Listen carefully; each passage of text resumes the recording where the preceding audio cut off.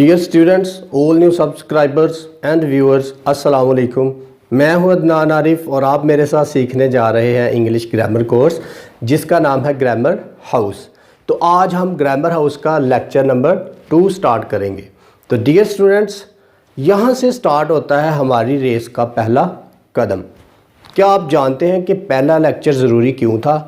जी बिल्कुल, ताकि आप एक मैप, एक नक्शा जो है, एक स्केच देख सके अपनी डेस्टिनेशन का कि हम आखिर किसको अचीव करने जा रहे हैं। इट मीन्स कि अभी हमने जस्ट एक स्केच जो है वो तैयार किया है, उसमें रंग भरने अभी बाकी हैं। तो डियर स्टूडेंट्स, इसीलिए हमें नहीं पता यूनिट्स ऑफ इंग्लिश ग्रामर क्या है, पार्ट्स ऑफ स्पीच क्या है, सेंटेंस स्ट्रक्चर, टेंसेस, व्हाटएवर। तो आज फिर हम सीखने जा रहे हैं इंग्लिश ग्रामर वहाँ से जहाँ से इसकी बर्थ हुई, जहाँ से ये फूटती है। और यकीन करें कि अगर आपको ये पता चल जाए, स्टूडेंट्स को अगर ये पता हो कि भाई मैंने इंग्लिश ग्रामर वहाँ से सीखनी शुरू की थी जहाँ से इसकी बर्थ होती है, जिससे पीछे कुछ नहीं था, तो यकीन करें कि उसमें एक ख़ास किस्म का कॉन्फिडेंस आ जाता है। और वही कॉन्फिडेंस मैं आप में देखना चाहता हूँ इंशाल्लाह। तो डियर स्टूडेंट्स, आज का लेक्चर स्टार्ट करने से पहले देखते हैं कि हमने कल वाले लेक्चर में क्या पढ़ा। यस, तो ये थी ग्रामर हाउस की recipe, units of English grammar, parts of speech, sentence structure, tenses and verb and articles.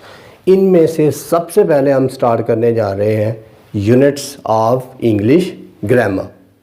जी, तो units of English grammar start करने से पहले देखते हैं what is the definition of grammar. जी, तो students, let's see what is the definition of grammar. किसी भी ज़ुबान का ख़ास क़वाइद ज़वाबित के तहत लिखा जाना या बोलना ग्रामर कहलाता है। और सिंपल कर लेते हैं, a book of principles of a language which describes it's spoken और रिटन स्ट्रक्चर्स, कि एक ऐसी ग्रामर की किताब जो किसी लैंग्वेज के लिखे जाने वाले या बोलने वाले कम्युनिकेशन के डिफरेंट स्ट्रक्चर्स को वज़ा करती है, वही इसकी ग्रामर कहलाती है। जी, तो students, let's move toward units of English grammar. तो यूनिट्स ऑफ इंग्लिश ग्रामर का मतलब इंग्लिश ग्रामर की इकाइयाँ।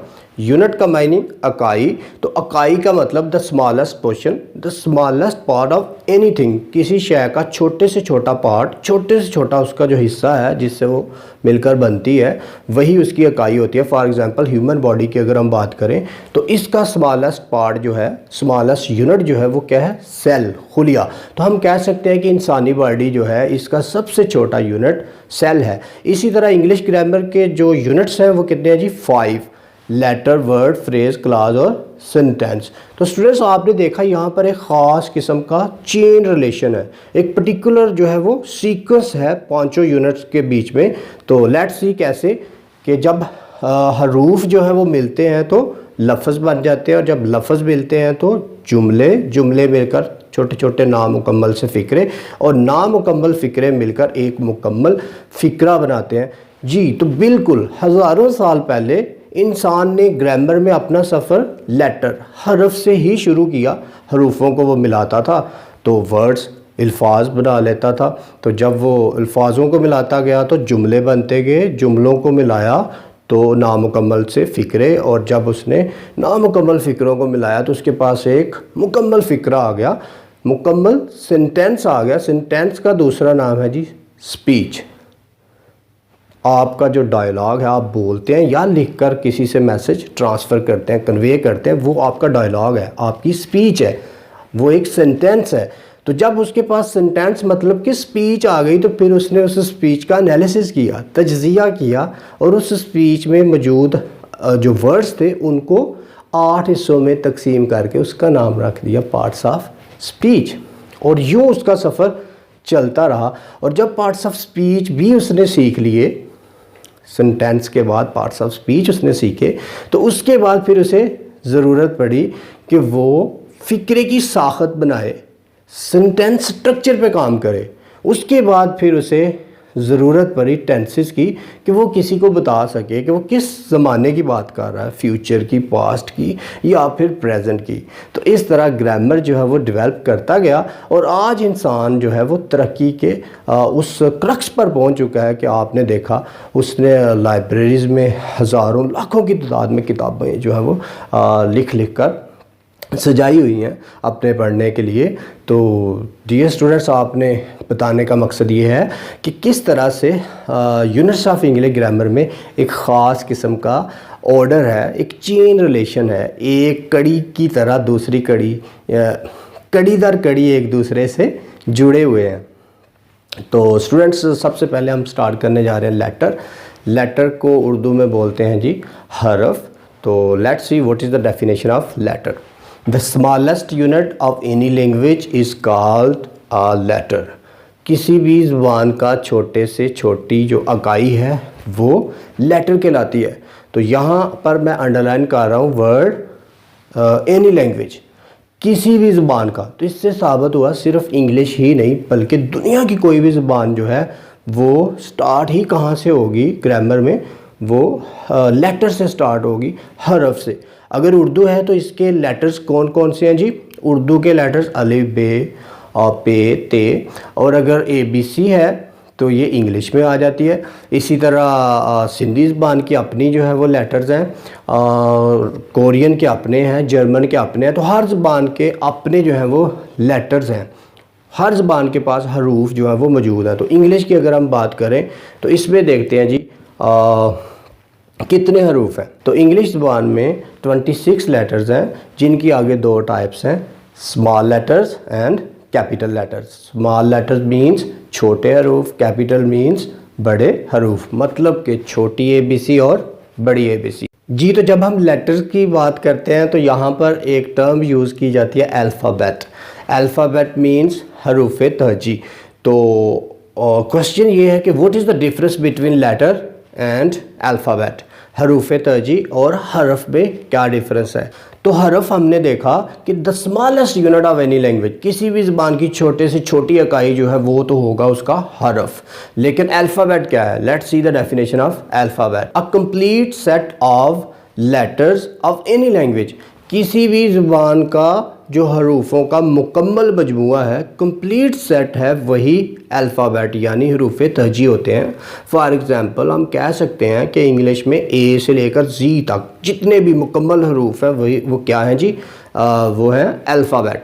और याद रखिए अल्फ़ाबेट की जमा अल्फ़ाबेट्स यूज़ नहीं करते, इसका प्लूरल भी अल्फ़ाबेट ही है। हाँ, अगर आप अल्फ़ाबेट्स कहेंगे तो फिर सिचुएशन चेंज हो जाएगी। इट मीन्स कि आप अब सारी दुनिया के अल्फ़ाबेट्स की, हरूफ तहजी की, तमाम ज़बानों की बात कर रहे हैं। लेकिन जब आप किसी ख़ास पर्टिकुलर या एक ज़बान के हरूफ तहजी की, अल्फ़ाबेट की बात कर रहे हैं तो फिर आपने अल्फ़ाबेट्स नहीं कहना। जी, तो डियर स्टूडेंट्स, पहले हमने देखी कि लेटर्स की दो टाइप्स थी, small letters and capital letters, छोटे हरूफ और बड़े हरूफ इंग्लिश ज़बान में। अब हम देखने जा रहे हैं कि types of letters by their sounds, मतलब के टाइप्स ऑफ लेटर्स उनकी आवाज़ों के लिहाज से। तो वो कितनी है? दो, वॉवल्स एंड कॉन्सोनेंट्स। तो यहाँ पे अब हम अपने बच्चों को क्या बताते हैं? हम उन्हें कहते हैं कि बेटा A-E-I-O-U वॉवल्स हैं और इसके अलावा जितने भी ABC है, जितने भी लेटर्स हैं अंग्रेज़ी में, वो सारे कॉन्सोनेंट्स हैं। मतलब कि A-E-I-O-U को अलहदा कर लो तो बाकी कॉन्सोनेंट्स। अब एक ख़ास लेवल तक ये कॉन्सेप्ट, फॉर एग्ज़ाम्पल 3 क्लास तक तो ठीक है अगर हम उन्हें ये कॉन्सेप्ट देते हैं कि बेटा A-E-I-O-U वॉल्स हैं और बाकी कॉन्सोनेंट्स हैं। लेकिन अनफॉर्चुनेटली प्रॉब्लम क्या है कि हम थ्रू आउट उसके बाद उनके कैरियर में कॉन्सेप्चुअली उन्हें डिफरेंस ही नहीं बताते कि what is the difference between wall and consonant. Wall और कॉन्सोनेंट में फ़र्क क्या है? तो अब चूँकि हम बात कर रहे हैं दो किस्म के साउंड्स की, दो किस्म की आवाज़ों की, वॉल्स एंड कॉन्सोनेंट्स, तो मैं यहाँ पर आपको एक पिक्चर दिखा रहा हूँ जिसे बोलते हैं आर्टिकुलेटरी सिस्टम। तो ये हमें समझने में मदद देगा कि हम किसी हरूफ की आवाज़ जो है वो कैसे प्रोड्यूस करते हैं। बेसिकली साउंड जो है, आवाज़ जो है, ये असल में हवा का एक प्रेशर है जो हम अपने फेफड़ों में सबसे पहले बिल्ड करते हैं और उसके बाद फिर उसे खारिज कर देते हैं, एक्सपेल कर देते हैं। मतलब कि फेफड़ों से होता हुआ एक साउंड जो है वो अपना जर्नी कहाँ से कहाँ तक, फेफड़ों से होता हुआ वो एक्सपेल कर देते हैं हम अपने लिप्स से या फिर नोज़ से बाहर। तो फेफड़ों से लेकर हमारे लिप्स तक डिफरेंट ऑर्गन्स जो हैं बीच में वो यूज़ होते हैं। मतलब कि फेफड़ों से लेकर और लिप्स तक डिफरेंट ऑर्गन्स हैं, मुख्तलिफ पार्ट्स हैं जो कि हम यूज़ करते हैं साउंड को प्रोड्यूस करने में। तो डियर स्टूडेंट्स याद रखिए, वॉल साउंड्स वो होते हैं जो हमारे फेफड़ों से प्रेशर लेकर डायरेक्ट हम बाहर एक्सपेल कर देते हैं। फेफड़ों से लेकर लिप्स तक उन्होंने कोई ऑर्गन यूज़ नहीं करना। आप इसका एक्सपेरिमेंट कर सकते हैं। फ़र्ज़ करें जब आप कहते हैं कि ई फॉर एलिफेंट और ई किसका साउंड प्रोड्यूस करेगा, ए। तो जब आप कहते हैं ए या फिर आप करते हैं ऊ ओ, तो आपने वॉल जो है वो प्रोड्यूस किए, तो आपने नोट किया ओ ए ई। इसमें मैं कोई पार्ट जो है फेफड़ों से लेकर लिप्स तक यूज़ नहीं कर रहा। इसका मतलब कि मैं डायरेक्ट हवा का प्रेशर जो है वो बिल्ड करके फेफड़ों से बाहर खारिज कर रहा हूँ। इसमें कोई आर्टिकुलेटरी पार्ट यूज़ नहीं कर रहा। लेकिन इसके बरक्स जब मैं कोई ना कोई ऑर्गन कहीं पे यूज़ हो जाएगा, इंटरप्शन आ जाएगी, मुदाखलत आ जाएगी, कोई हिस्सा आर्टिकुलेटरी सिस्टम में से मैं यूज़ कर लूँगा, तो वहाँ पर फ़ौरन क्या बन जाएगा, कॉन्सोनेंट। तो इससे फिर हमने डिफरेंस क्या निकाला वॉल्स एंड कॉन्सोनेंट्स में, कि वॉल्स वो साउंड्स होते हैं जो डायरेक्ट हम फेफड़ों से होते हुए लिप्स तक पहुंचते हैं और बीच में कोई आर्टिकुलेटरी सिस्टम में से कोई ऑर्गन, कोई पार्ट यूज़ नहीं करते, डायरेक्ट हम उसको बाहर खारिज कर देते हैं, एक्सपेल कर देते हैं जिस साउंड को। तो वो साउंड जब प्रोड्यूस होगा तो उसे हम कहेंगे कि ये क्या है जी, वॉल। तो इससे फिर हमने डिफरेंस क्या निकाला बिटवीन वॉल्स एंड कॉन्सोनेंट्स, कि वॉल्स वो साउंड्स होते हैं जो हम फेफड़ों से, लंग्स से लेकर लिप्स तक बीच में कोई भी आर्टिकुलेटरी सिस्टम का ऑर्गन यूज़ नहीं करते, बल्कि डायरेक्ट उसको बाहर एक्सपेल कर देते हैं, खारिज कर देते हैं। इसके बरक्स कॉन्सोनेंट वो साउंड होते हैं जिनके बीच में फेफड़ों से लेकर लिप्स तक आते आते कोई ना कोई जो आर्टिकुलेटरी सिस्टम का ऑर्गन है, पार्ट है, वो लाजमी यूज़ होगा। फॉर एग्ज़ाम्पल जब हम कहते हैं प प, तो आपने देखा प कॉन्सोनेंट है क्योंकि हम इसमें दोनों लिप्स जो है वो यूज़ करते हैं। जब हम कहते हैं ठ ठ टेबल, तो ठ में हमने क्या किया कि अपनी टिप ऑफ टंग जो है उसको उठाकर, जो दांतों के पीछे सख्त वाली टिथ रिज झिल्ली बनी हुई है, उससे हमने टच किया और फिर वहाँ पर इसको ब्लॉक करके हवा का प्रेशर जो है वो दिया।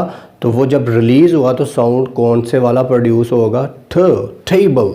तो डियर स्टूडेंट्स, आपने देखा कि what is the difference between vowels and consonants. तो आज आपने देखा कि डिफरेंस क्या है असल में कॉन्सोनेंट्स और वॉल्स में। कॉन्सोनेंट्स वो होते हैं जिनमें कोई ना कोई आर्टिकुलेटरी पार्ट यूज़ हो जाता है फेफड़ों से लेकर यहाँ तक, लेकिन जो है वॉल्स, इनमें डायरेक्ट हवा का प्रेशर जो हम खारिज कर देते हैं। इसीलिए वॉल्स को कहा जाता है कि नेचुरल सेट ऑफ साउंड्स, कि ये वो साउंड्स थे जो अल्लाह पाक ने इंसान को नेचुरली दिए हुए थे। लेकिन चूंकि इंसान जो है वो अशरफुल मखलूक़ात है, तो इसने क्या किया, इसने अपनी इंटेलेक्ट को यूज़ करके तो दूसरे साउंड भी प्रोड्यूस करना शुरू कर दिए। इसने देखा कि जब मैं टंग जो है इसको डिफरेंट एंगल से मूव करता हूँ तो डिफरेंट साउंड्स प्रोड्यूस होते हैं। तो इस तरह उसके पास एक जो है वो पर्टिकुलर सेट ऑफ साउंड जो है वो आ गया। इसीलिए इंग्लिश लैंग्वेज में 44 साउंड्स हैं, अगरचे के लेटर्स जो है वो 26 हैं, लेकिन जो साउंड्स हैं वो 44 हैं, जिसमें से 20 वॉल्स हैं, 24 कॉन्सोनेंट्स हैं। और अगर आप देखना चाहते हैं कि 20 वॉल्स साउंड्स कौन से हैं और 24 कॉन्सोनेंट्स कौन से हैं, तो इसके लिए आप डिस्क्रिप्शन में मैं लेक्चर नंबर 94 और 95 का जो है ना वो लिंक दे देता हूँ। आप उसको ओपन करके कॉन्सोनेंट्स और वॉल पढ़ सकते हैं। वो ऑलरेडी मैंने डिलीवर कर दिया वो लेक्चर, लेकिन ये एक्सपर्ट लेवल्स के लिए था, इसलिए मैंने इसको प्ले लिस्ट जो है आपकी ग्रामर हाउस की उसमें ऐड नहीं किया, क्योंकि ये स्पीकिंग का टॉपिक था। बाय द वे यहाँ लेटर्स हम पढ़ रहे थे, तो इससे रिलेट करके मैं समझा कि ये ज़रूरी है अपने स्टूडेंट्स को डिफरेंस बताया जाए। तो आज के बाद आप अपने बच्चों को बताएं कि डिफरेंस क्या है वॉल्स और कॉन्सोनेंट्स में। वॉल्स वो साउंड जो डायरेक्ट हम बाहर खारिज कर देते हैं, जिसमें कोई पार्ट फेफड़ों से लिप्स तक यूज़ नहीं करते। कॉन्सोनेंट्स जिसमें कोई ना कोई इंटरप्शन आ जाती है, फेफड़ों से लेकर लिप्स तक कोई ना कोई पार्ट जो है वो यूज़ कर लेते हैं। तो स्टूडेंट्स आपने देखा what is the difference between vowels and consonants. Dear students, here is another point related to vowels, very interesting. क्या आपने कभी नोट किया है what is the function of vowels in a language? किसी ज़बान में वॉल्स का फंक्शन क्या है? जी तो नोट करें, बड़ा दिलचस्प है। नंबर 1, वॉल्स जो है वो किसी भी लैंग्वेज में सॉफ्टनेस पैदा करते हैं, पोलाइटनेस, शाइस्तगी लेकर आते हैं, हलीमी लेकर आते हैं। और अगर वॉल्स ना होते तो पॉइंट नंबर 2, लैंग्वेज बड़ी ही रफ, टफ और हार्ड होती। पॉइंट नंबर 3, अगर वॉल्स ना होते तो किसी भी वर्ड का कोई मायने ना होता इंग्लिश लैंग्वेज में। इसीलिए कोई ऐसा वर्ड मौजूद नहीं है अंग्रेज़ी में जिसमें वॉल मौजूद ना हो। इवन के आई का मतलब मैं, वो भी बजाते खुद वॉल है। अगर मैं कहता हूँ कि ए मतलब एक, तो वो भी बजाते खुद वॉल है। तो ये वॉल की इंपॉर्टेंस है। तो डियर स्टूडेंट, ये सारे पॉइंट्स आप याद रखें, क्योंकि जिस दिन हमारे 5 units of English grammar complete होंगे तो मैं एक ऑनलाइन व्हाट्सएप पे टेस्ट कंडक्ट करूँगा जिसमें आपने परफॉर्म करना है। तो आज के लेक्चर में अभी तक हमने क्या सीखा कि यूनिट्स ऑफ इंग्लिश ग्रामर 5 हैं, चेन रिलेशन है, उनमें आपस में जुड़े हुए हैं स्टेप बाय स्टेप। इसके बाद हमने देखा कि types of letters, small and capital, फिर अल्फ़ाबेट क्या है, इसके बाद types of letters by their sounds, और फिर what is the difference between vowels and consonant, और लास्ट पे what is the function of vowels in a language. जी तो students, next unit of English grammar है वर्ड। वर्ड मीन्स लफ्ज़, और इसकी डेफिनेशन है a group of different letters is called a meaningful word. तो इसमें आप पॉइंट नोट करें, बड़ा ही इंपॉर्टेंट, मीनिंगफुल वर्ड। तो मीनिंगफुल वर्ड का मतलब बामायनी लफ्ज़। तो डेफिनेशन क्या बता रही है? डेफिनेशन बता रही है कि अ ग्रुप ऑफ डिफरेंट लेटर्स के जो मजमुआ है, ग्रोह है मुख्तलिफ हरूफों का, वो मिलकर एक लफ्ज़ बनाएंगे। लेकिन शर्त ये है, कंडीशन ये है कि वो बामायनी भी हो। फॉर एग्ज़ाम्पल, अगर मैं यहाँ पर लिख देता हूँ JDPT, जिट, तो आप कहेंगे कि सारा आपने तो कहा था डेफिनेशन में कि ग्रुप जो होना चाहिए लेटर का वही वर्ड होता है, लेकिन इसीलिए मैंने अंडरलाइन किया कि मीनिंगफुल, कंडीशन ये है कि उसे मीनिंगफुल भी होना चाहिए। तो JDPT मीनिंगफुल नहीं है, ग्रुप लाजमी है। अब ग्रुप तो है लेकिन इसका कोई मीनिंग नहीं है, इट मीन्स कि ये वर्ड नहीं हो सकता। फिर वर्ड कैसे हो सकता है? कि जब वो मीनिंग देगा। फॉर एग्जांपल मैं कहता हूँ कि BOO के बुक, ये एक वर्ड है। GLASS ग्लास, ये भी एक वर्ड है। इवन के आई, ये भी एक वर्ड है क्योंकि इसका मीनिंग है मैं, और ये एक लेटर भी है बजाते खुद।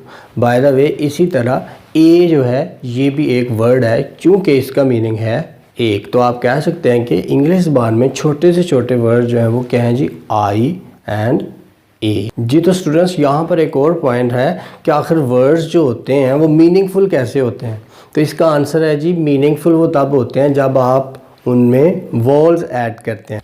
इसका ऑलरेडी मैंने बताया लेटर्स में जब हम पढ़ रहे थे कि वॉल्स जो हैं उनके बगैर कोई वर्ड जो है वो मीनिंग नहीं दे पाता। इसलिए वर्ड्स में कोई ना कोई वॉल जो है उसका होना बहुत ज़रूरी है। तो डियर स्टूडेंट्स, आपने देखा कि वर्ड्स जो हैं वो हरूफों से, लेटर्स से मिलकर बनते हैं, और कंडीशन ये है कि हर वर्ड जो है उसको मीनिंगफुल लाजमी होना चाहिए। अदरवाइज़ आप चाहे उसमें 10 लेटर्स ऐड करके एक ग्रुप बना लें, वो वर्ड नहीं हो सकेगा।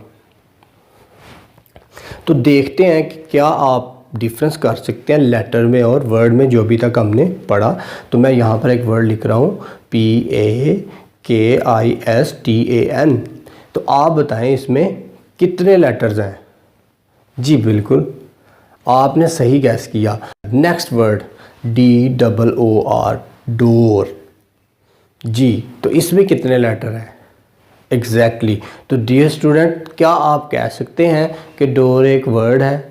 जी बिल्कुल, आप कह सकते हैं कि डोर एक वर्ड है जो कि 4 लेटर्स पर मुश्तमिल है। तो डियर स्टूडेंट्स, आज के इस लेक्चर में हमने इंग्लिश ग्रामर के 2 बेसिक यूनिट्स, लेटर और वर्ड, मतलब हरफ और लफ्ज़ जो हैं वो डिटेल से डिस्कस किए हैं। इसके बाद इंशाल्लाह नेक्स्ट हम फ्रेज़, क्लॉज और सेंटेंस को डिस्कस करेंगे।